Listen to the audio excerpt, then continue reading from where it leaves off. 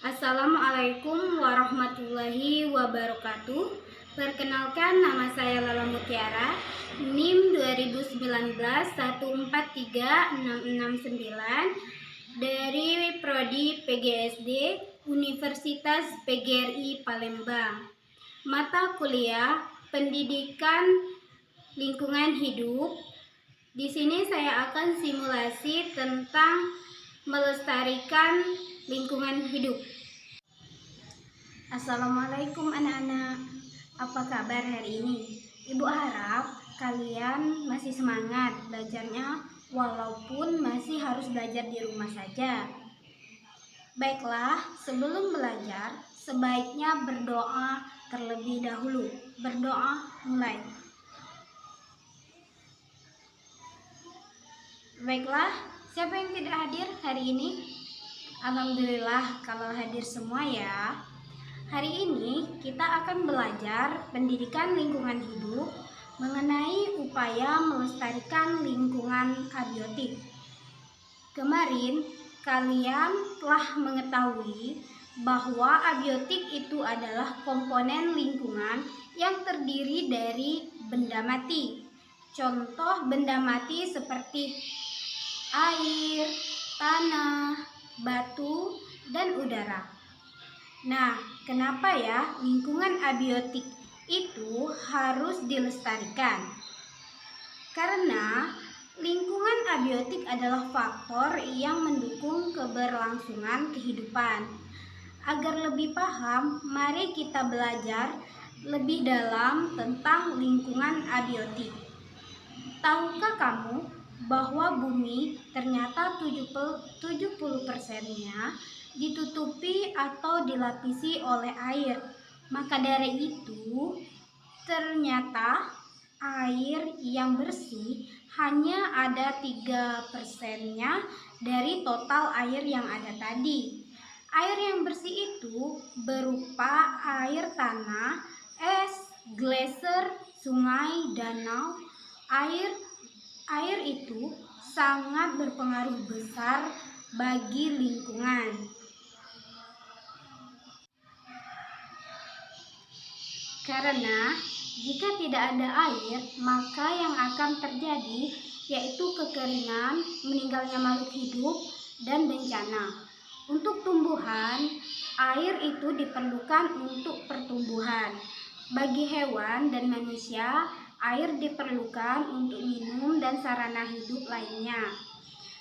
Maka dari itu, air adalah kebutuhan pokok kita. Kenapa disebut kebutuhan pokok? Karena jika kita tidak ada air, maka kita tidak bisa hidup. Oleh karena itu, kita perlu menghemat air dan tidak boleh menghambur-hamburkan air. Tutuplah keran air jika tidak digunakan. Berusahalah tidak mencemari air.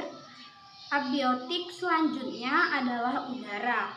Udara merupakan campuran dari berbagai jenis zat. Biasanya yang banyak itu adalah zat nitrogen dan oksigen.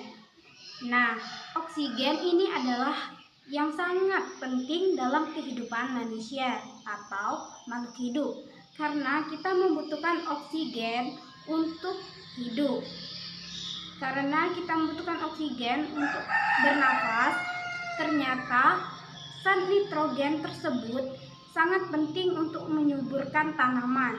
Ternyata udara pun mampu melindungi bumi kita dari radiasi dan benda-benda angkasa. Jadi, keberadaan udara itu sangatlah penting bagi kehidupan manusia dan makhluk hidup yang ada di bumi. Udara perlu dipelihara dan ditingkatkan kualitasnya, karena jika udara tercemar, yang akan terjadi yaitu paru-paru, batuk, kebakaran. Ternyata sumber pencemaran udara itu yang paling banyak adalah dari kendaraan, asap rokok, pabrik, pembakaran sampah. Jika udara tercemar dan sudah sulit untuk ditingkatkan lagi kualitasnya, maka yang terjadi kesehatan manusia akan terancam, terutama bagi paru-paru kita. Ada cara lain agar oksigen akan ada terus-menerus. Tahukah kalian bahwa tumbuhan akan menghasilkan oksigen dari hasil proses fotosintesis? Maka dari itu, kita perlu menjaga kelestarian lingkungan dan terus melakukan penghijauan.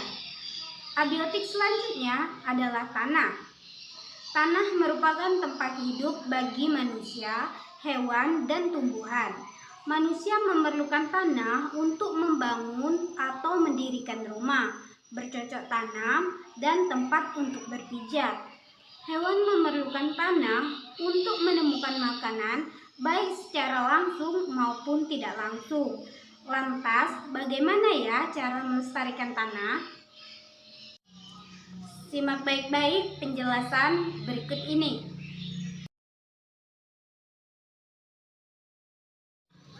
Nah, itu tadi penjelasan mengenai proses pelestarian lingkungan abiotik.